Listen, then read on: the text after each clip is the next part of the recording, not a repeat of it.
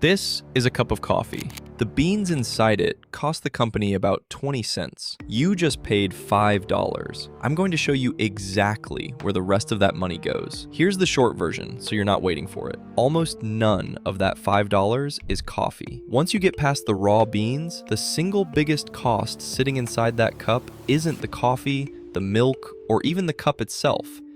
It's the building you're standing in. That's just the opening of it too, because the way coffee brands actually make their money reaches far past what's in your hand. Somewhere underneath the espresso machine and the register, this business starts looking less like a coffee shop and more like a bank. And by the end of this video, you'll see exactly how that works. Start with the coffee itself, since that's where this story usually begins and almost never where it ends.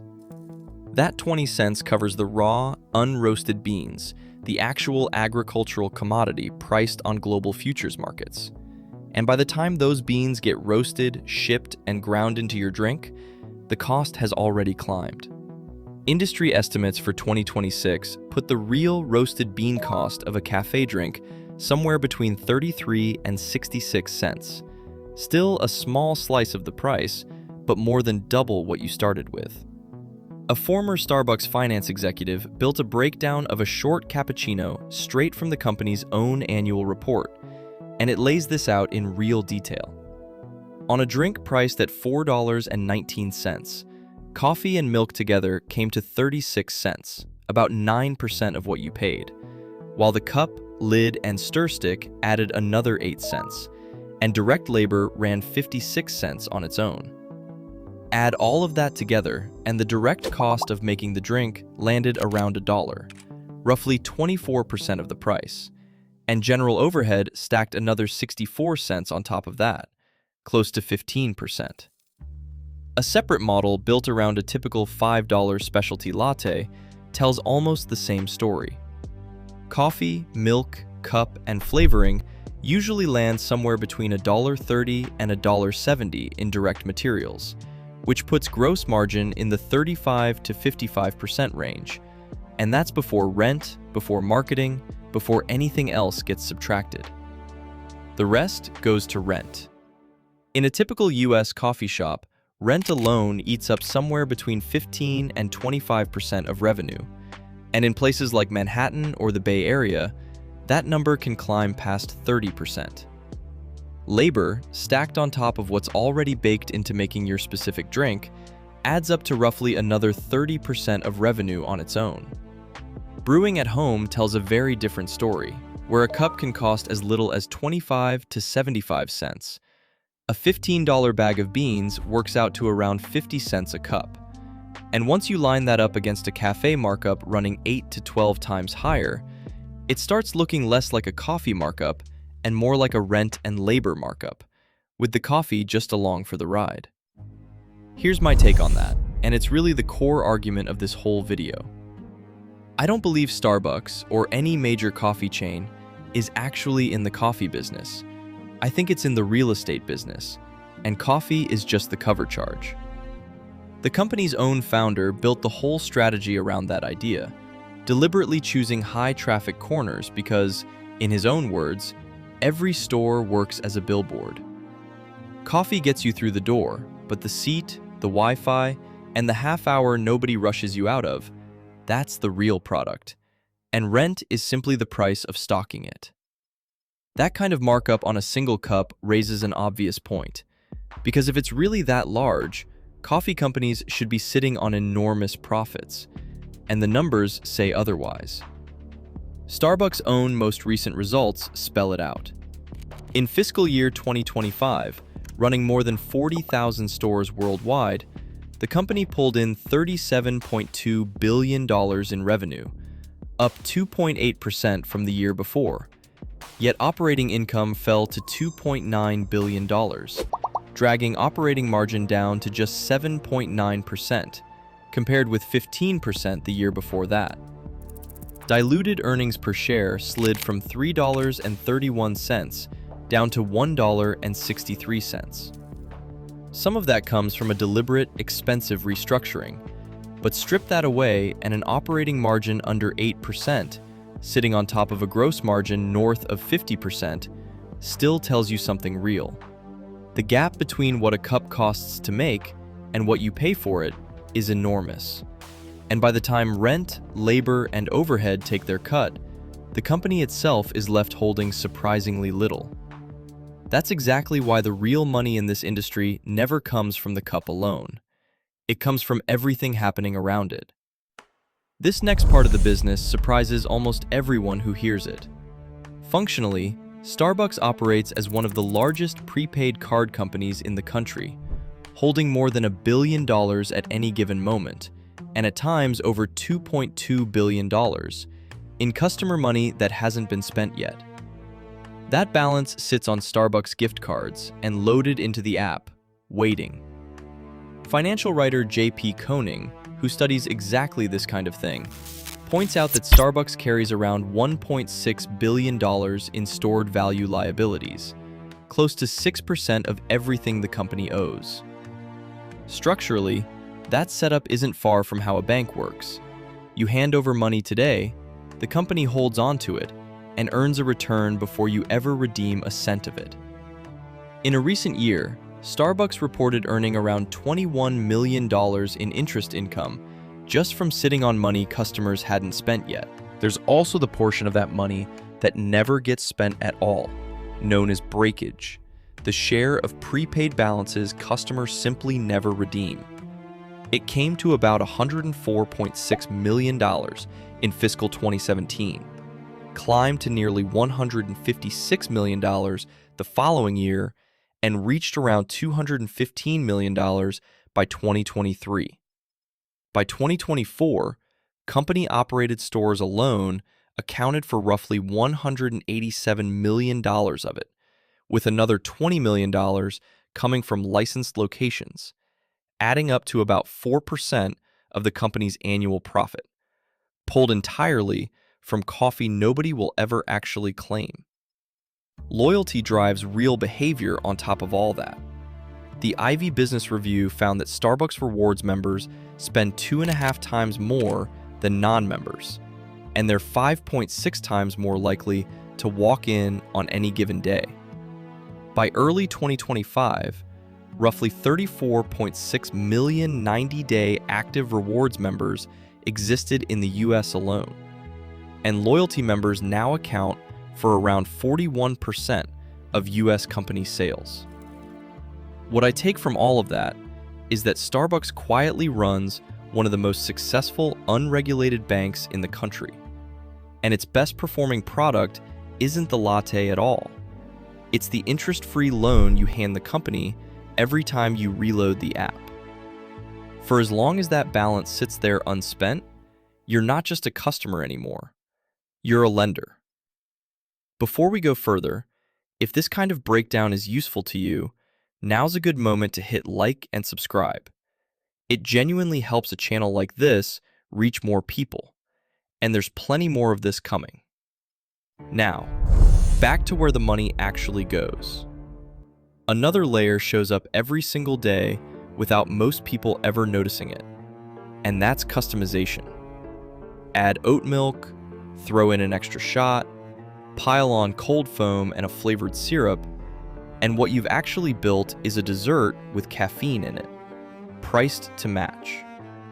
Court filings have described the non-dairy surcharge alone, typically 50 to 80 cents, as amounting to roughly a 788% markup over the real cost of almond milk.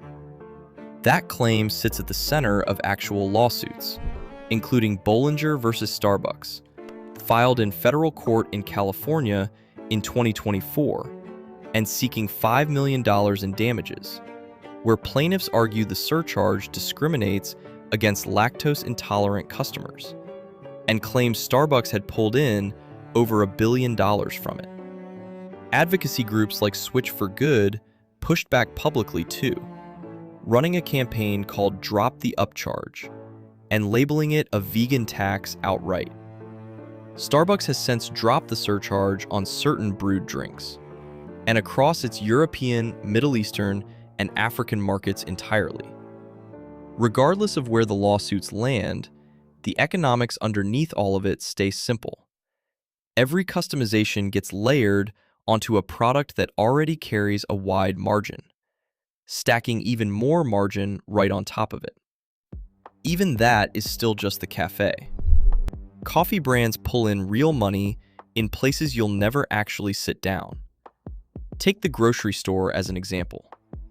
Starbucks licenses its brand and packaged coffee through a partnership with Nestle called the Global Coffee Alliance, a $7.15 billion deal signed back in 2018. And that side of the business, which Starbucks internally calls channel development, grew 17% in the fourth quarter of fiscal 2025 alone. It's a fundamentally different kind of revenue than a cafe generates, because Starbucks isn't paying for the real estate or the baristas here. It's simply collecting a cut.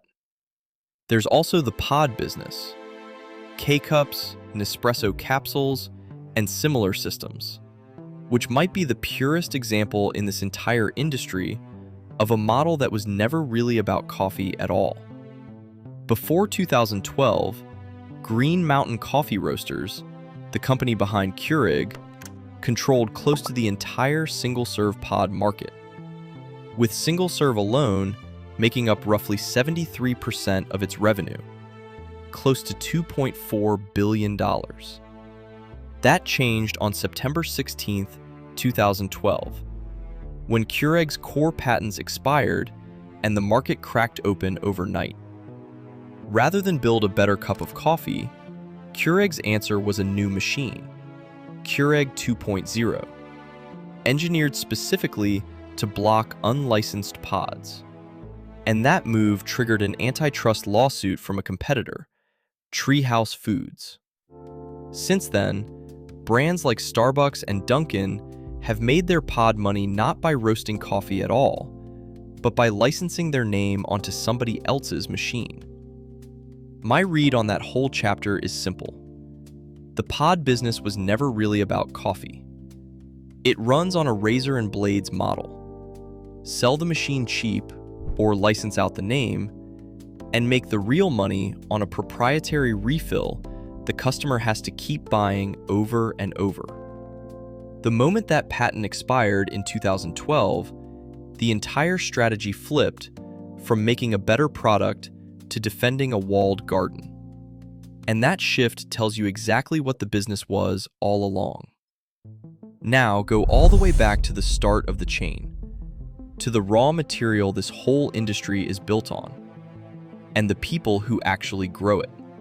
Arabica, the higher quality variety used in most specialty drinks, trades on ICE Futures US under what's known as the Coffee C contract, while Robusta, the cheaper variety usually found in instant coffee and blends, trades separately on ICE in London.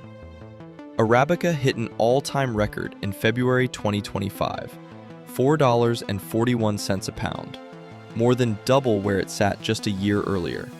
And while it's since eased to around $3.34 a pound by mid-2026, that price still sits historically high, pushed up by climate pressure across major growing regions and a 50% US tariff placed on Brazilian coffee in August 2025. Certified coffee inventories fell by roughly half year over year through 2024 and into 2025 as prices climbed, and Robusta's share of global exports pushed past 36% by late 2025, with roasters leaning on the cheaper bean just to manage their costs. Brazil alone grows somewhere between 37 and 39% of the world's coffee, more than any other country on the planet. And Vietnam sits at number 2 overall, doubling as the industry's Robusta powerhouse. Colombia, Indonesia, Ethiopia, the birthplace of Arabica itself, Honduras, Peru, and India round out the rest of the major growing countries. Around 12.5 million farming families worldwide depend on coffee for their income, according to the International Coffee Organization, and a separate analysis from the research group Enveritas found that at least 5.5 million of the smallholder farmers within that number live below the international poverty line of $3.20 a day, close to 44% of them. A real, ongoing debate surrounds how much of what you actually pay ever reaches those farmers.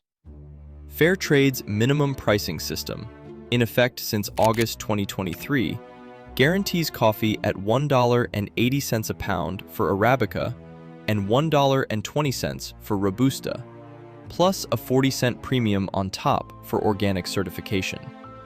A value chain study published through Science Direct, though, found that of roughly $1.50 in Fair Trade retail premium, the farmer typically walks away with only about a sixth of it, and the rest stays with the roaster. Even certification isn't free. Fair Trade USA charges roughly 10 cents a pound just to certify a single farm. Starbucks says it paid coffee farmers an average of $1.72 a pound back in 2014, and the company claims around 99% of its coffee counts as ethically sourced under its own program, CAFE practices. This is the opinion I care about most in this whole video. The coffee supply chain is built so that the person carrying all the real risk, the weather, the crop failure, the price swings, ends up walking away with the smallest share of the money. Everyone standing downstream of the farmer takes on comparatively little risk and still captures comparatively more value. None of that is a conspiracy. It's simply how the chain sits right now. One claim deserves clearing up before we move on, because people inside the industry repeat it constantly, that coffee is the second most traded commodity in the world after oil. It isn't true. PolitiFact rated a version of that exact claim, made by a Starbucks executive in front of the US Senate, as pants on fire back in May 2017.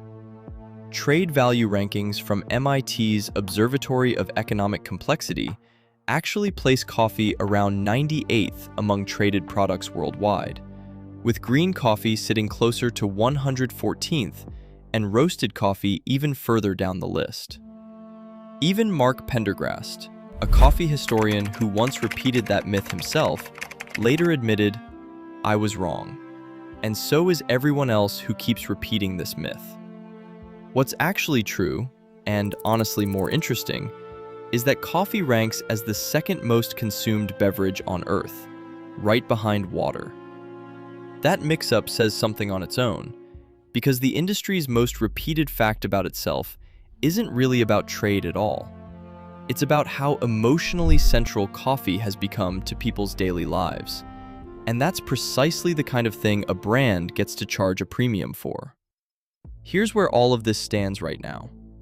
Starbucks, under CEO Brian Niccol, who took over in September 2024 after leading Chipotle, has spent the past 2 years on what the company calls Back to Starbucks, closing underperforming stores, reinvesting in labor, and trying to reposition itself as, in Niccol's own words, a welcoming coffee house where people gather, after years of what he's separately described as running the business like a manufacturing facility. That shift hurt the numbers in the short term, and it's a real part of why operating margin fell as sharply as it did in fiscal 2025. But the most recent quarter, ending in late December 2025, showed revenue up 6% to $9.9 billion, along with the first U.S. transaction growth in 8 quarters. Chief Brand Officer Tressie Lieberman put it plainly at the company's Investor Day in January 2026. Starbucks is back today. The biggest structural shift in the company's history might actually be unfolding in China right now.